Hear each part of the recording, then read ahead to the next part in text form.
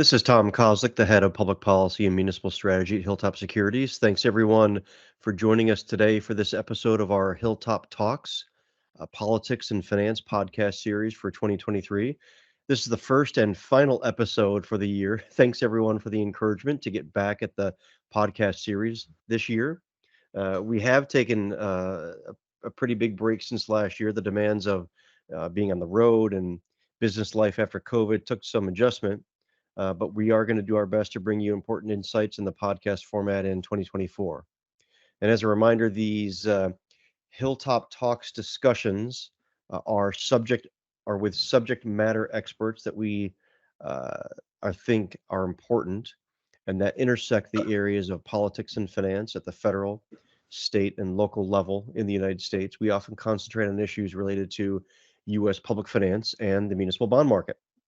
And today, we're going to revisit a topic that we have spoken about before and that we recently wrote about. That topic being cybersecurity.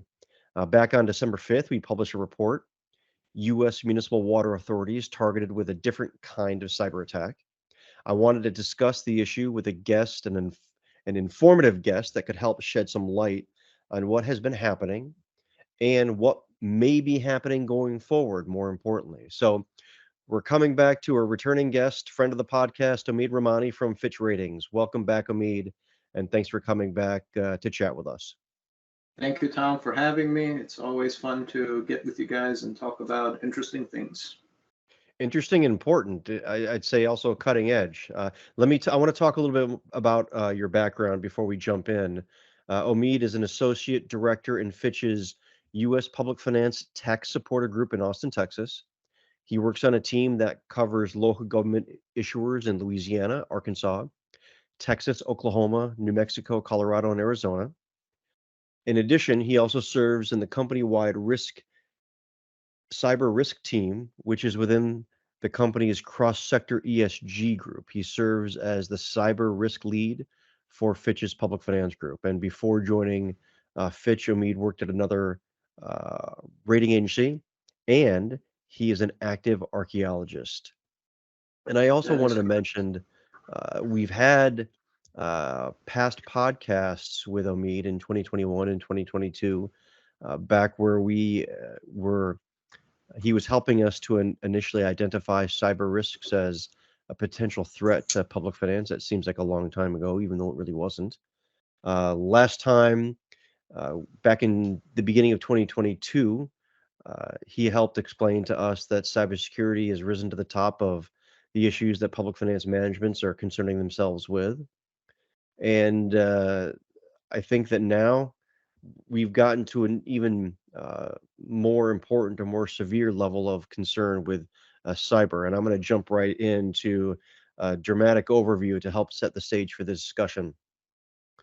The world has entered a period of high crisis, wrote Philip Zelikow, a senior fellow at Stanford's Hoover Institute, in this month's issue of Foreign Affairs. Both Homeland Security and the Director of National Intelligence have warned about the threat of cyber attacks towards U.S. infrastructure this year.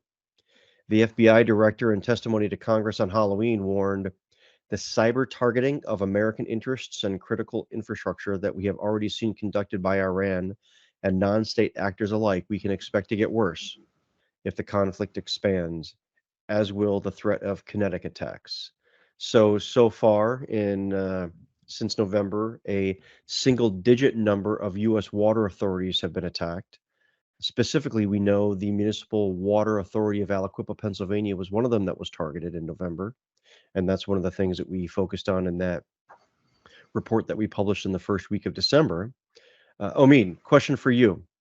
Sure. Are cyber assets being used as geopolitical weapons? The short answer to that is yes. To get a little bit more background into it, you got to understand that the cyber risk that public entities in the United States face has always been, to a certain degree, tied to geopolitical interests.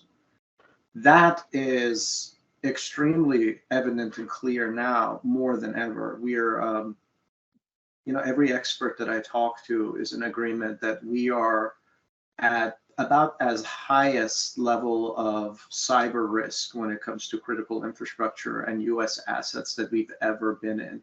There is a number of very sensitive and very high stakes regional geopolitical conflicts going on right now, as people are aware, both in Eastern Europe as well as in the Middle East, and the risk of escalation in the East China Sea. All of these have led to a very, very diverse, I would use the word diverse environment when it comes to cyber risks that municipal entities are facing right now. The adversaries of the United States have always seen state and local governments to be legitimate targets because they do not differentiate in assets when it comes to federal, state, and local government. If it is a functionary of government within the United States, they consider those to be legitimate targets.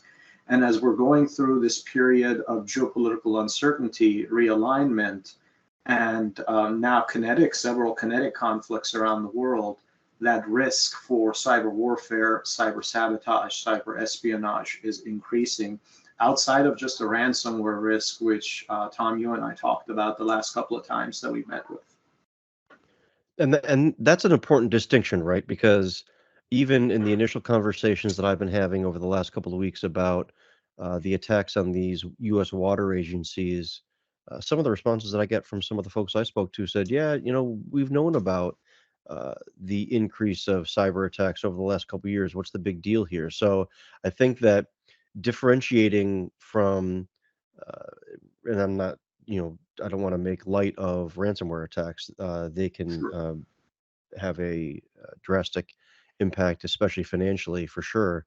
But I was wondering if you could differentiate between ransomware attacks and what happened with these attacks on the U.S. water agencies, just so folks can understand why in this situation it was different. Sure. And the main difference is in motivation. And that's where I raise an eyebrow and my concern level goes up. Garden variety ransomware is something that we've been dealing with more and more since COVID. COVID was really a transformative event when it comes to cybercrime. So that's where I set my bar at when I track things pre-COVID and post-COVID. And ransomware is on the rise. It continues, especially for the state and local government sector. According to a recent report by Sophos, it continues to go up year after year.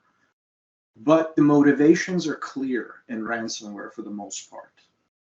You have money, they want money, you give them money, and according to Sophos, whether it's through backups or through some kind of a deal that's made with the threat actors, 99% of the time, the entities get their data back and they get their information and their technology back online.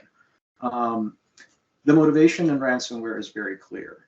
With Havoc-based attacks, like the one we saw in Arequipa, the motivation is very different. The motivation there is to cause, on a light note, disruption, on a heavier note, destruction.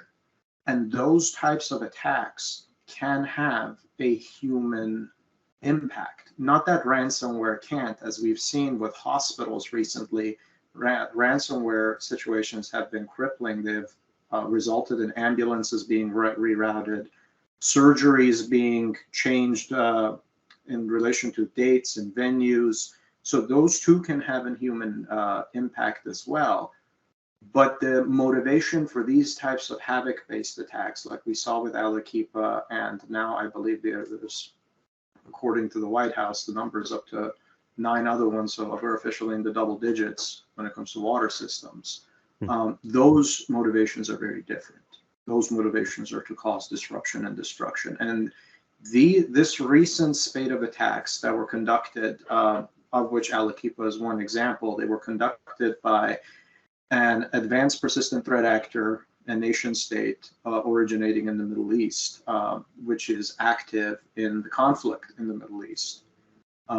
So the motivations there was really just disruption and not destruction. It wasn't, they didn't utilize their full capability to do what they can do once they breach, if that makes sense.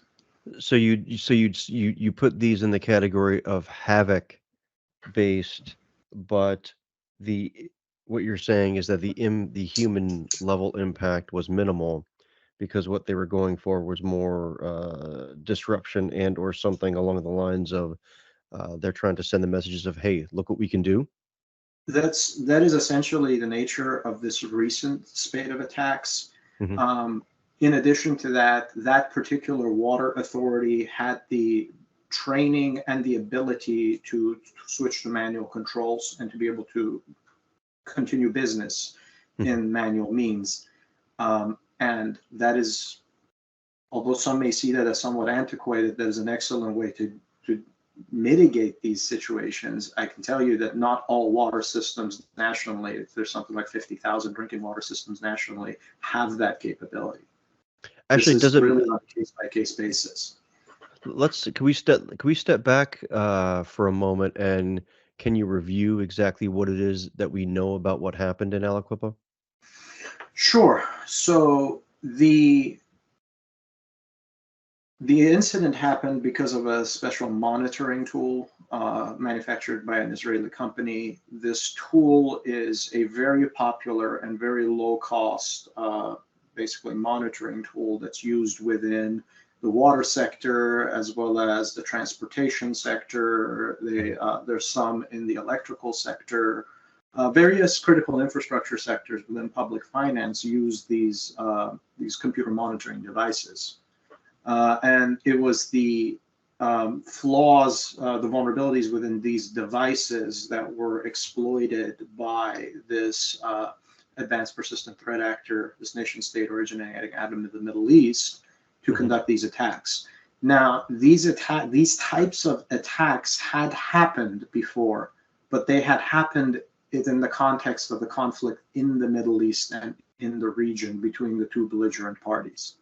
The fact that they happened in the United States with the threat actor essentially identifying themselves, going after critical infrastructure on the US homeland, that's what makes this an interesting situation and sort of a different type of cyber attack to study.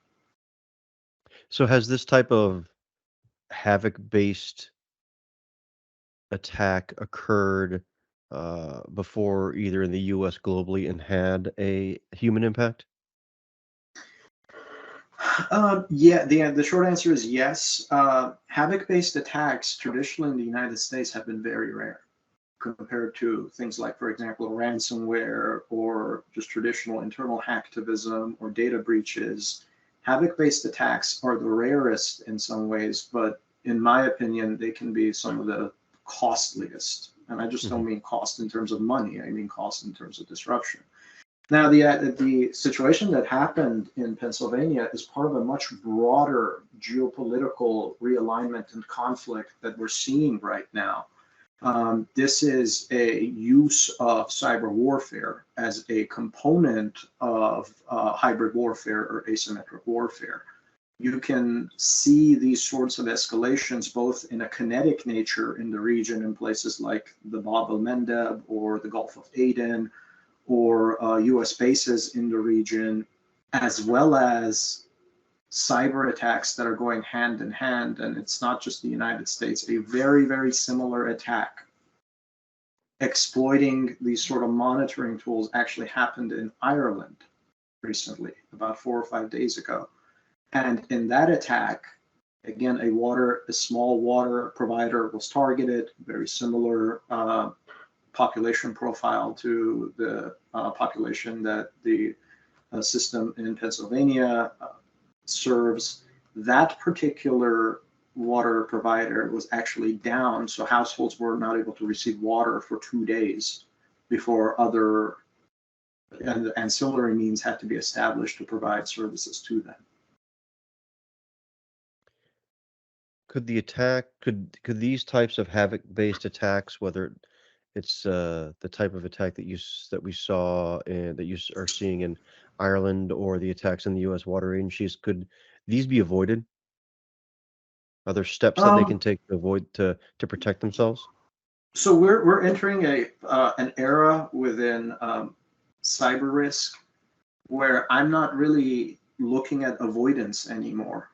when I'm looking at the sectors as a macro. I'm looking at business continuity.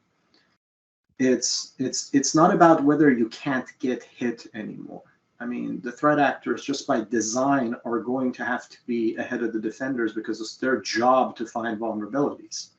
It's their job to find new exploits that they can use to go after the victims. Now, whether that's in ransomware, whether that's in hacktivism, or in this case, Havoc-based attacks, for me, it's not necessarily about avoidance anymore. It's about continuation. How are you able to get hit and continue to operate? And we're seeing in real time, we're seeing two different examples that are publicly shared. So the attack in Ireland did have an impact on systems where that critical water provider was unable to fulfill its critical duty to the population that it serves.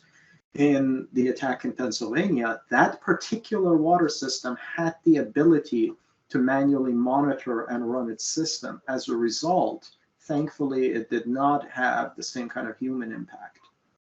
Does that make sense, Tom? So it's not necessarily about avoidance. It's about how hard you can get hit and keep moving forward, because we're coming to an era just with the proliferation of cyber warfare, the availability of nation state designed cyber weapons to cyber criminals, where it's going to be about response planning and business continuity. For me, that is becoming more and more key, as opposed to just risk transfer through insurance or somehow trying to avoid altogether. And the situation in Alaquipa is another example. I often, when I talk about this subject, one of the responses I get from munis is, "Oh, well, I'm really small. Like, who would want to come after me?"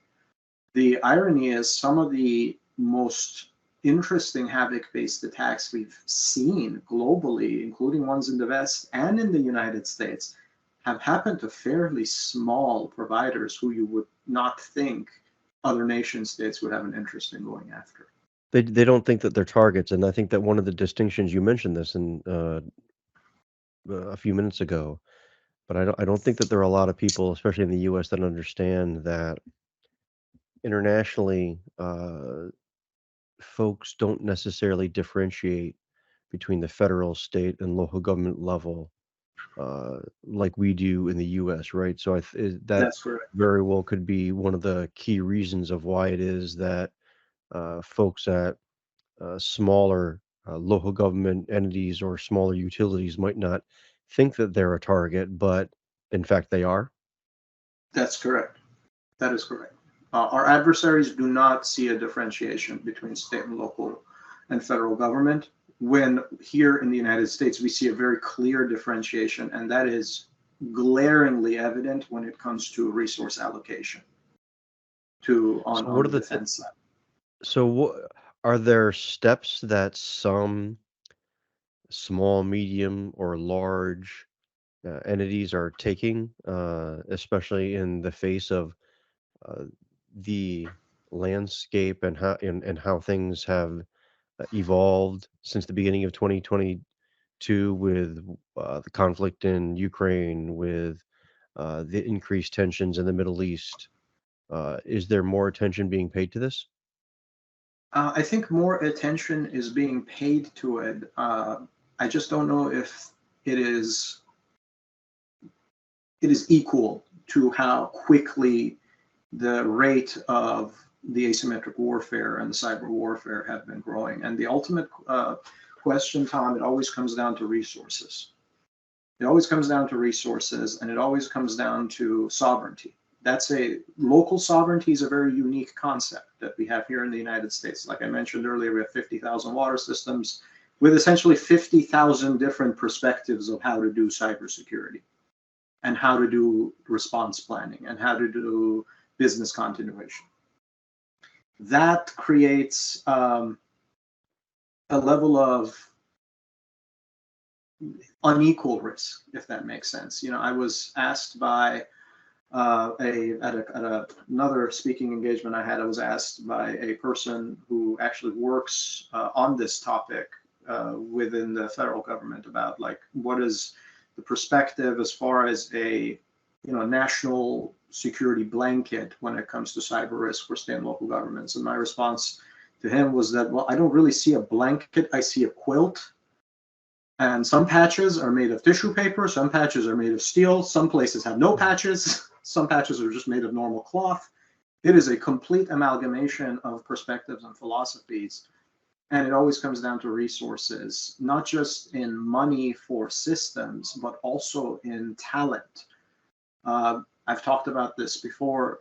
The market for cybersecurity professionals is extremely competitive. And in that market, the state and local government sector usually gets left behind because it just cannot compete with the private sector when it comes to that talent. The demand for those professionals is growing by something like 50% every year to the available pool of candidates. So all that goes into it. One of the things that you just mentioned, you mentioned the differences in perspectives.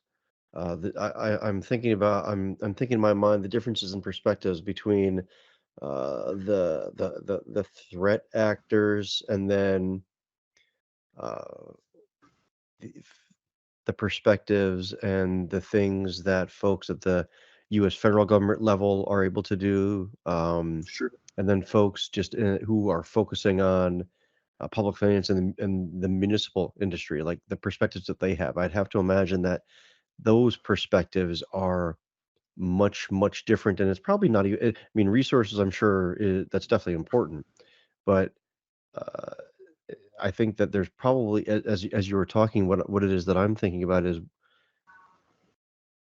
do folks at the federal government level and folks in the municipal industry, do they see and acknowledge the threat? And I mean, because I would have to imagine that that's going to help inform their perspective on the as well. federal level, definitely. There have been a lot of conversations, especially after the situation in Pennsylvania. There's a lot of discussion. The federal government has been trying to do all it can to provide at least guidance through Department of Homeland Security and the Cybersecurity Infrastructure Security Agency. They're trying to put the information out there. And I think the industry sees that. The industry then turns around and asks, well, what about the resources? And that takes more time, because ultimately that has to come through appropriations, and those have to go through a process within Congress and go through.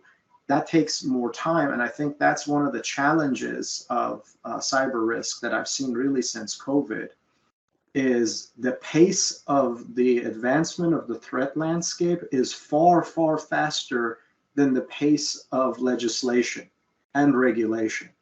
Does that make sense? Mm-hmm. So it does. It's evolving much faster than can be responded to in a traditional legislative sense. And this is a new phenomenon if you think about it within US policymaking. Although the US legislative process is slow, the proliferation of technology within our critical sectors has allowed this risk to come in. And the threat landscape evolves far faster than we can respond to it from a policy perspective. What that means is it comes down to the people that are on the ground, those munis, those utilities that are working it every day. And which is why I said I'm looking less and less about whether you can avoid this altogether to how you can weather it. I think that is the critical difference. And I think that would prove to be the critical credit difference if that was a topic.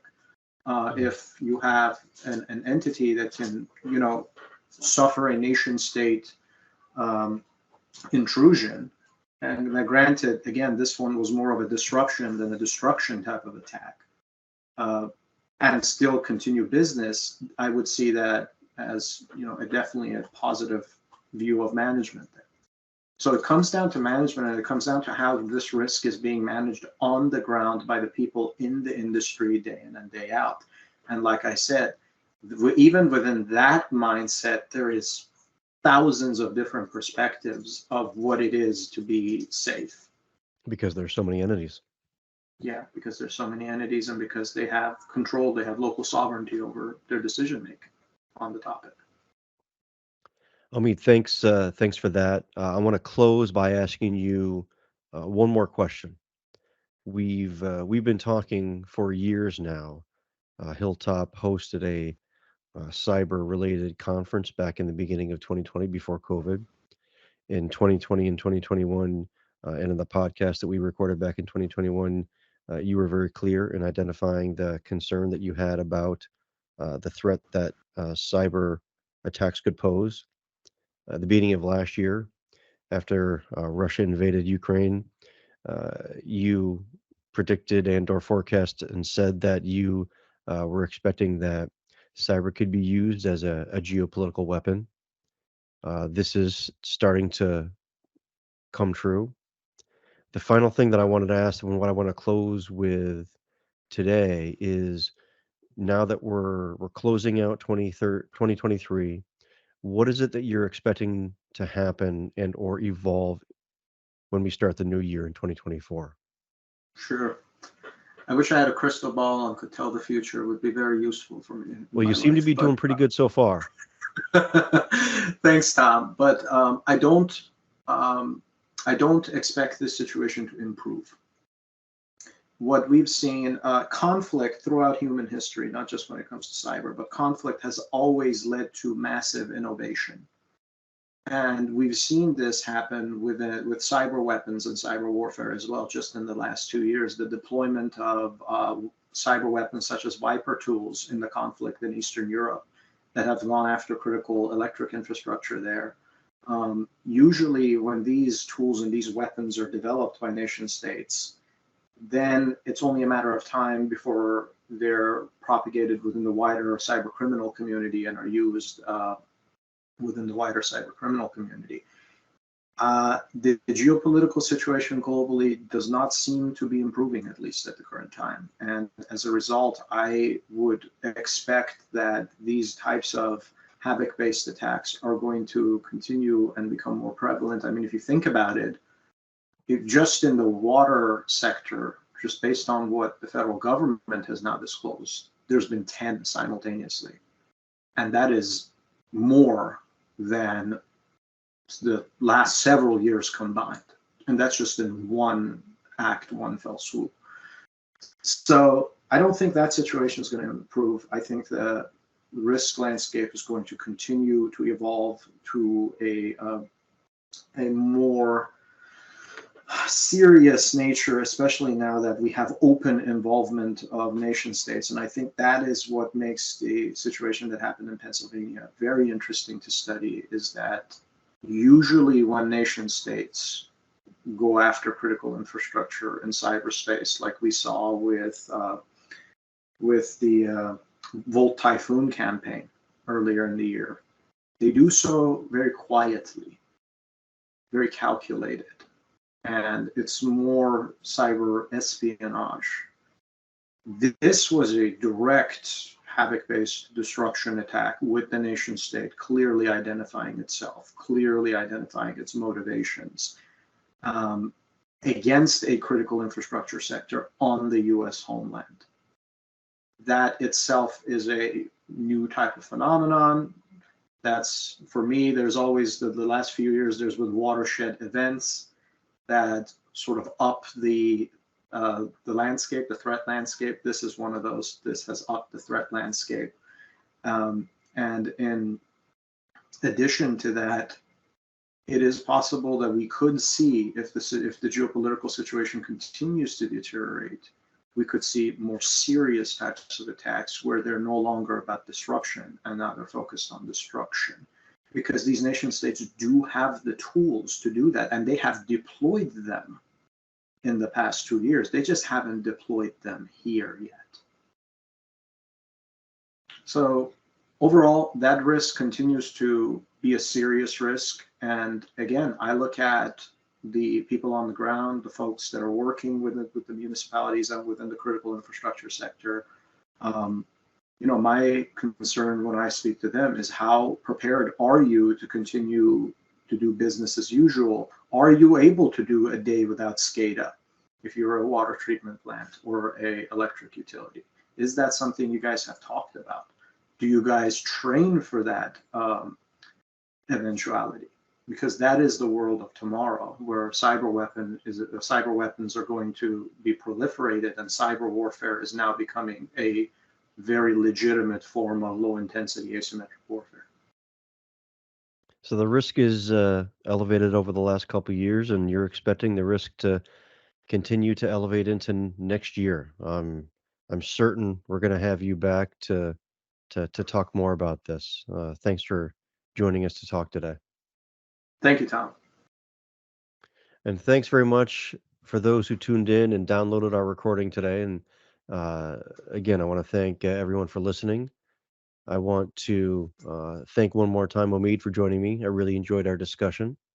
For those interested, you can always see the recent Hilltop Securities economic and municipal commentary and listen to our podcasts by going to HilltopSecurities.com /commentary and wherever you can. You can also see them wherever it is that you get your podcasts. Thanks again, everyone. We look forward to bringing you more color in the future related to topics that intersect the world of politics, finance, and public finance. This has been Tom Kozlik from Hilltop Securities.